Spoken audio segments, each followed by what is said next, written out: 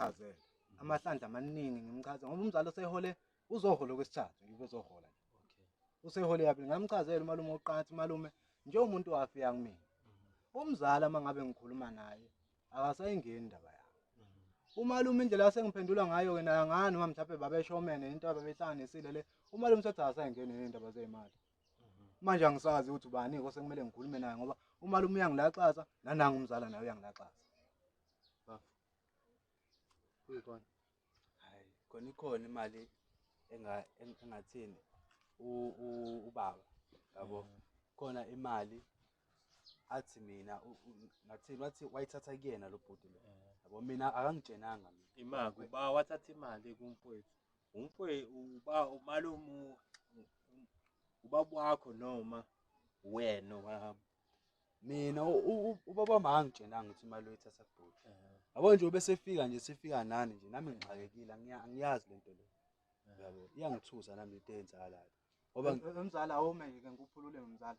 Uthi awuyazi kanjani lento kuyiwena owatshela ubaba wakho ukuthi akakukhulumele nami ngoba phela kumina washo njalo. Uthi awuyazi kanjani leyo nto mzala? mina Ngoba phela umzala yabona imamzala ungangiphuthumi. Mzali wena umuntu owathumela ubaba wakho. Yeso. Ngoba wena usaba ukukhuluma nami. Wathi uyasaba ukukhuluma nami wena wathumela ubaba wakho uthi eze kumina. Ngase nginisiza ngemali ngoba ususizakele mzala. Awusayibuyisi manje imali yami. Sungibiza amagama. hayi shuthi khona laba khona ke futhi. Likhona kanjani mzala uzohola okwesithathu manje? Imali yami ngiyitholile. Wena bafo umfowethu imali yakhe njengoba uyachaza ukuthi layithatha kuyena. Yeah. Wena mawusuyibekela ukuthi yini ekudala ukuthi ungambuyiseli umfowethu imali yakhe. Yini ekwenza ukuthi nje ube namandla ukuthi uzumthuke nokumthuka ngoba umfowethu Awuyangelo. uyachaza ukuthi Yabo umzala ukuthi engathini yabo nje ngoba enginikeza imali kuzowathi manje into enkulu yabo awumfethu awumeke. Imana uthini mzala? ngithi Into enkulu kanjani mzala ngoba phela imali yami le. lo muntu wakithi Kuyinamhlanje wena namhlanje nje uyasebenza nje emini. Usebenza Eh, emini. eh. Ukube mina ngangingakamba usebenza ngaba uhlamba nami ngabe usahleli la ekhaya. Awuphezwala le gcese eficulala la. Wemzala musungengisilima mzala ngithanda into yenzayo. Yezwa mzala? Bafo ngicela uma uphethu bachaze. Kawuchaze mfethu. Hayi uyangixhaphaza. Sike sizwe isitori sakho. Shuthi ubaba wathatha imali kuyena. Mina imali yanginayo owu400 futhi nayo lo mali le kwangasiyona eyami. Kwakuyakho ubaba. Yabo. Shuthi wathi ngambuza mathi baba ungigqalisela ngemali wathi hayi yena uno400 kodwa imali sokwazi ukuthi siboleke kubani kuyena uRasta lo bhuti. Yabo. Ekuqhubekeni ubhuti lokho ufuna imali yakhe yabo uyangihlupha uyangifonela wenze zonke izinto. Imali lethami niyolanda imali kumfowethu. Nani hamba ngithi nobaba wakho. Wayekhona naye. Kodwa mina ngivelanga. Ngangingaphezulu mina ngiseye emotweni. Okay. Kwavela ubaba kuphela. Yabo. Kodwa nawe ngithi unolwazi lokuthi kwathatha imali kamfowethu. Yeah. Ithathelwa bani? Ithathelwa mina. Okay. Ngicela uqhubeke naso isitori mfethu. Yeah. Uthena ke eqhubeke lokho engifonele lokho enza zonke lezi zinto lezi yabo shuthi namuntu engihlala nami endlini lokho ebuza hayi ubaba manje lo yabo olokhuzana. Hayi ngimtshele mina uthi hayi ubhuti kanje yabo wangisiza Sengubhuti kwena ngisaye nomzala wakho manje suwengathi awungazi phela mzala umzala phela akwazi ukukhuluma nami kanjalo. Ngeke nje ukhulume nami kanjalo mzala. Mfethu ngicela uchaze mfethu. Mzala nami ngithi ngiyachaza ubhuti obabizile uqala ungificela ngibhizi mina. Kunandaba naleyo nto ngize bona manje sengiyachaza wena usubhizi ungiphulule. Mzala yabona imali le. Yezwa mzala. Kunabantu abalele phansi namhlanje ngenxa yemali. Abanye balalele ishumi. Yezwa mzala. Mina mzala ngihlangana nabantu ufike mzala ukuthi kodwa mfethu mzala awukwazi ukuthi usola lezi zinto ukuthi awuhlangani nazo. Yezwa bokuthwala ogandaganda. Wemfethu. Ngiyamtshela mzala. Kwamina nje mina mzala mina manje mina. Wemfethu. Ngayiqeda kahle. Imali yami. Size kahle ngodaba lamfowethu. Yebo, you understand? Njengoba usichazela wena isitori leso sichazayo. Siyaxolisa ukuthi uphuleke ulimi. Sicela ukuthi uqhubeke kulona udaba lo lade uchaza and ukuthi ugcinephi usufike nobaba wakho niyoboleka imali kumfowethu. Hayi. Shuthi ke Ubade ngisho ukuthi lo mfazi wamasendlini ogcine ngibuzile ukuthi ubalo lokho engibangela isicefe kanje ngamtshela ukuthi hayi ubafa Sebangisicefe manje. Angithi uyezwa. kusho bani Qhubeka kusho umuntu wasendlini Okay. yabo hayi the kunjalo ke nami-ke ngizama ukuthi hayi ngizomphesha yabo ngoba naye ulokhu umuntu elokhu efone lokhu ebangisicefe yabo leyo nto Wemzala ngibanga isicefe mina ima phela Cela uMophethu aqhubeka. uyamuzwa kodwa umuntu uthini ima mzala imali yakho uzoyithola nini mzala yabo ngoba usho ukuthi mase ngoba sengihole okwesithathu manje mase ngihola mhlambe okwesi5 okwesi5 khona izinto nami awume wensizwa khona izinto okwesi5 nami engisayibona okwesi5 Maphethu. mfethu uyangijwayela lo Maphethu. okwesi5 Bafo. wena wathi phela mina uzongilawula yami le mali uyazongilawula Hawu. nizwa le ndoda wami wendoda umsebenzi wami wendoda umsebenzi wami Baba. Baba. umuntu uyalinga usehlala Baba. yebo futhi Sicela usilalele kahle.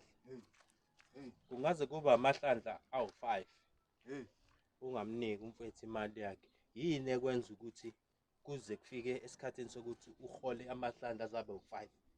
Wena uthi ufuna kuze uhole kuze kufike kwesi5.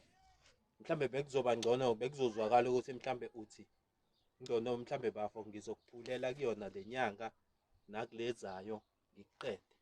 Kodwa uzothi wena ehlandleni lesi5 uzobe usumnika imali yakhe hayi mfethu hayi. Ku-wrong lento oyenzayo. uyabona mzala ukuba uyafika kumina Hayi, okay. sixoxisane njengogazi ukube mhlawumbe lokho wakwenza ngithi uma ngikhuluma nawe ungichazele mzala uyazi nawe umholo wokuqala mzala usuke kunzima nje mzala uyazi nawe ekhabi kanjani mzala ngangiyo-understand mzala phosa noma u100 wodwa mzala u100 nje wodwa ungikhohlise nami ngithola imali ethathu ngoba nami vele yabo nami ngibhizi ngiyaphazamisa lo muntu uzokade wahamba la ekhaya uqhamisa uzofika nezigora la into esizoyenza-ke yasomisa kanjani ngoba adusho ukuthi ngoba ngithe mina ekuqaleni ngizokunikeza kwesi5 okay kule sifona ngizokunikeza uhalf kule enye futhi ngikunikeza lalela wena awukade usijwayela kabi. Manje wena usukhuluma lento ade ikhulunywa yimina manje. ayikho nami into engizoyenza nami nginezinto ezimbabili Lalela mfethu mfethu lalela umfethu wasacrifice inkinga zakhe ngokuthi asize wena ukuthi ungene emsebenzini. What if umfethu akazange akunike leyo mali leyo? Ngabe namhlanje ukwazile ukuyisolva lezi inkinga zakho?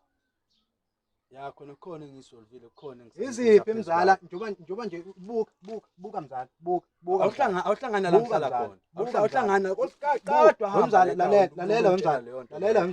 lalela mzala ngifuna ungizwe kahle yabona wena uma uholile uyaposta wena uhamba nale ntombi yakho le hlezi uhamba nale ntombi yakho uyaposta neyakhipha nihamba zonke izindawo mina kuyiyona engikhiphayo hayi mina ikhipha umzala Anto nihola ngengakhe nihola nini ihola nge15 mina wena uhola nge27 mzala uhola nge27 nge27 siyikhipha niyaphi mzala ngicela imali yami angihambi ke lale mali ngayiphethe ayikabi hayi ukuthi kuyalikwa lento ade usichazela yona manje uthi uzomnika uhafu kule asisebenzi ngoba manje lalela wena usuhamba emagameni ami yabo kube lento uyenze singakafiki thina bese understand kodwa manje lento wena usuyikhuluma manje njengoba usuyizwa ikhulunywa yimina futhi kahle kahle wena abantu obenza isilima la ithini kwamanje wamina usangenza isilima yabo nothi ngasuka nje uvele konke lokho akukhuluma lezi ithembiso uthembisa webona nini angihambi awuchazeke ukuthi kwenzakalani ke ngemali kamfowethu ngiyayifuna ngoba manje nalento kulibele sicula la